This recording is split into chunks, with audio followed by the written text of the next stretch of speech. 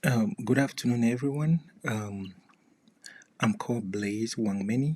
I'm a senior at the University of Houston, Victoria, the Department of Computer Science. So today we'll be going through some data analytics with a model dataset. So this dataset is called the FAOSTA Stat Dataset. So let's talk about the dataset and then we can begin our presentation. So the FAOSTA temperature change domain decimates statistics of mean surface temperature change by country with annual updates. The current destination covers the period between 1961 and 2019. Statistics are available monthly, seasonal, and annual mean temperatures anomalies. Temperature change with respect to baseline climatology corresponding to the period between 1951 and 1980. The standard deviation of the temperature change of the baseline methodology is also available. Data are based on publicly available GSTEM data. The global surface temperature change data is distributed by the National Aeronautics and Space Administration Goddard Institute for Space Studies, NASA-GIS. So before I begin our presentation for today, I would like to talk about a quote from one of the books I recently read. The title of the book is called Wretched of the Earth by Frantz Fanon. So in this book, he made mention of a quote which says that each generation must identify its purpose, work towards fulfilling it, or betray it. So this has been resonating a lot with me, and I've come to the conclusion that this is our generation. What is our own purpose? So with that in mind, I've come to the conclusion that climate change is one of those things that really affect our very own existence as human beings. So most of my focus will be talking about how global warming and climate change has really affected us. So first, let's begin with some questions. So as everyone knows, climate change and global warming have become a vital topic in the last decade. So in order to see why this is the case, we are going to start by investigating temperature alterations. We'll look at how temperatures have changed for each continent and the Earth. And with this in mind, we might have a better insight on a couple of questions. So one of the questions, so let me just go through some of those questions and then we'll probably walk through the data set and then see if our data set will answer some of those questions. So the first question is global warming a new thing or was it always there before? The second question is, how much temperatures have changed over time or since records were being taken down? And then the third question is each continent affected by global warming? And the fourth question, are temperatures alterations differentiate according to continent? So, say the temperature in Africa is different from the temperature in Europe and all of that. And then the fifth question will be, after which year or which range of years have we been able to really realize that temperatures have become abnormal? Or there has been a steady trend? Has there been some steady upward trend, some steady downward trend? Has it been abnormal at some point over the years? So we'll go through our data set and do a couple of analyses and then probably we'll see if we can answer these questions. So this was written entirely on Python on a Jupyter notebook. So I think I will be able to attach a link to the source code below this or when requested. So first we started by importing our dataset, as you can see right here, and then what I did was to be able to understand temperature change across each continent. So is the temperature change really across each continent, varying between the years from when these records were being kept. So if we can see, we have between 1961 to 1965, just when the records were started, when they started keeping these records, we can see how temperatures varies in Africa, Asia, Europe, North America, South America, Australia, and Antarctica. And also, so in that case, so now having looked at how temperature varies across each continent, we can see how the temperature have been drastically changing over the continents. So to better understand, let me put it this, a good way to show how temperature change values is to use some kind of a violin plot. So this is a violin plot right here. And with a violin plot, we can have a clearer understanding of our data. There are good infographics that show which part of the violin plots describe which features. So, for example, the centerpiece right here in the violin plot right here will be the mean, while the extremes will be like the abnormalities and so on. So we can see that on this, based on this violin plot, we can clearly see that most extreme temperatures have been in mostly occurred in Europe, as we can see on Europe right here, and North America. So this is North America right here. We can see how extreme the values are right here, and especially for some countries in Europe, like say for example the Netherlands, or usually they will call it in French Pays-Bas, which means the countries that are in the low. So such countries, because of rising sea levels, this kind of temperature change is an existential risk for them. So now let's look at when, say, we start to exceed normal temperature levels. First, we'll mark between a percentage of 0 to 75 percentile of our distribution.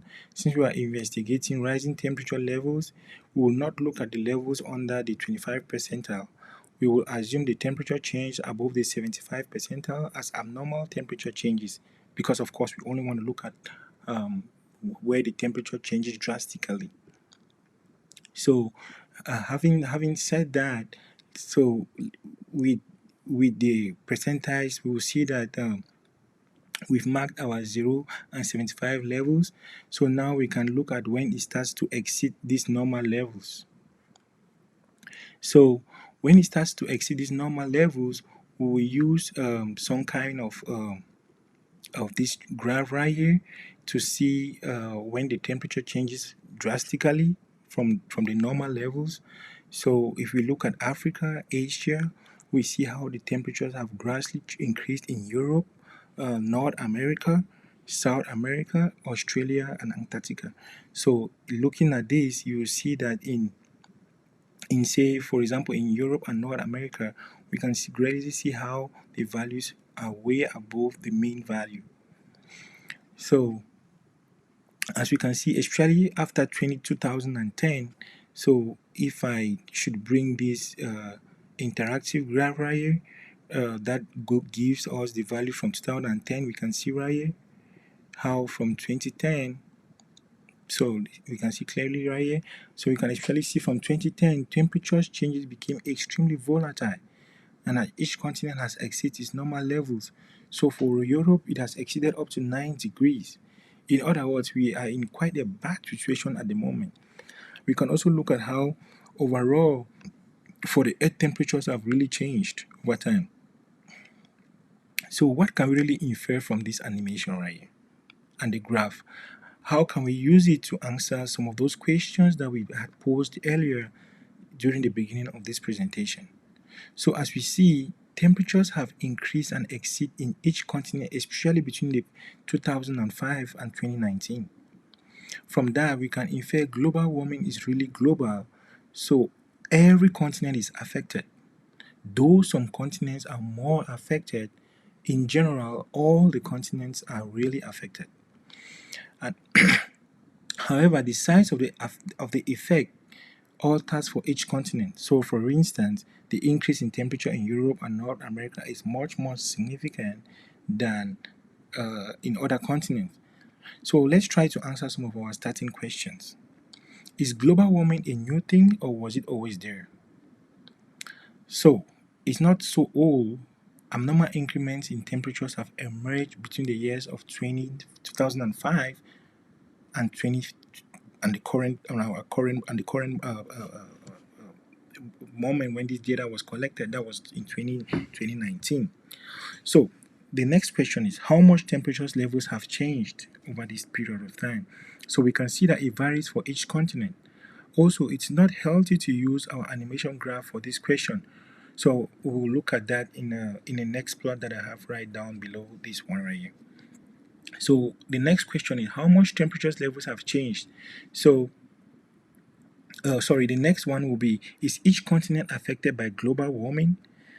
Yes, I would say. As we have seen, each continent exceeds its normal abnormal interval. So, are temperatures alterations differentiate according to the continent?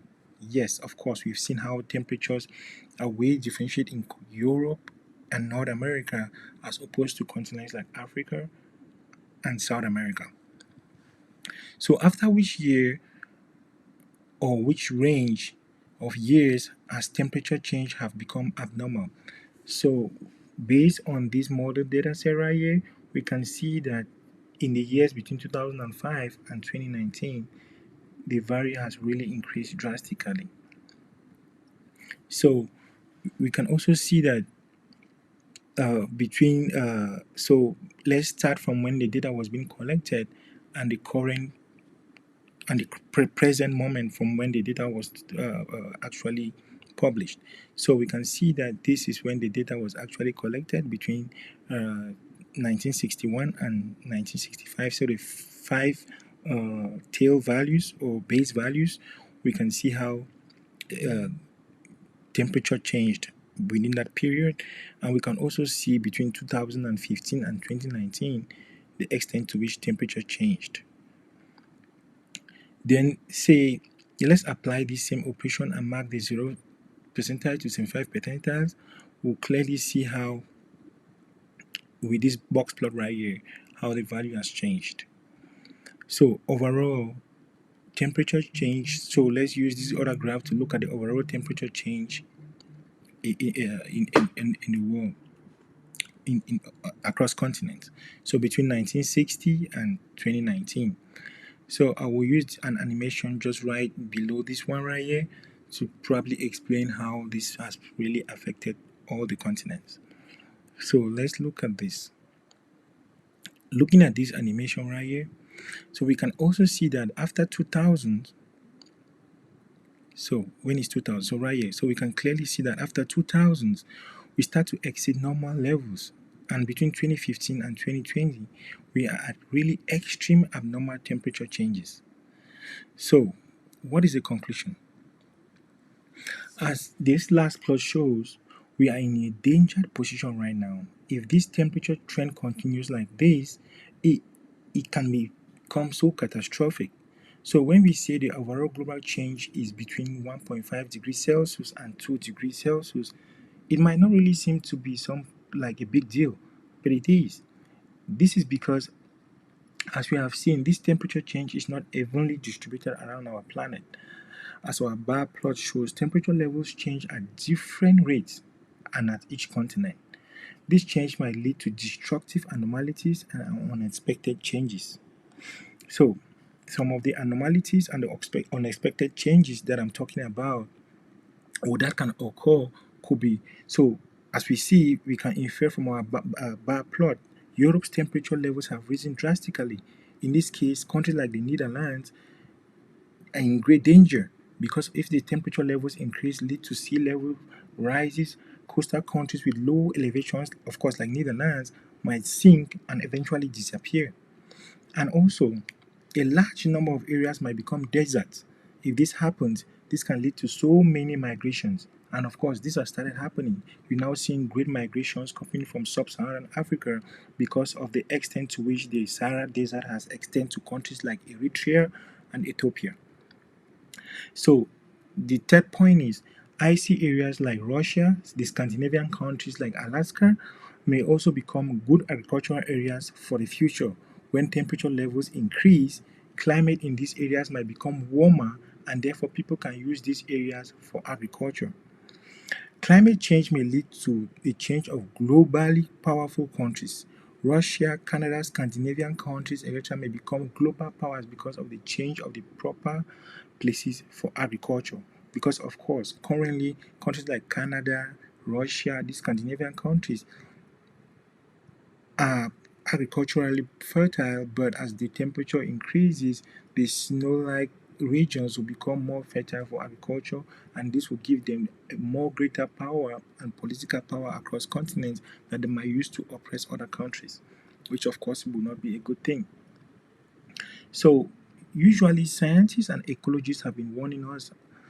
Usually, logically, we know this is a great danger, but we do nothing about this because as human beings, we are wired to be psychologically aware of this danger. But it's a shame that this same analysis, too, after reading this, we already know we are in an ecologically catastrophic moment in our existence. But even if we know we are not psychologically aware of it. My wish is this analysis and many more that I plan to probably prepare in the near future will hit some instincts in the political atmosphere, and those that have the power being can have to probably reconsider our very own existence and take measures to curb climate change and global warming. Some of the measures they could take could be to instill a global carbon tax and all of that. So, with that, I'll come to the end of this presentation. I want to go ahead and thank so the reference data set here was gotten from a Kaggle data set, and I also want to give a huge thanks and appreciation to, and many thanks to Hakan Agun. Actually, he had provided the basis for this work, the actual data set and modeling.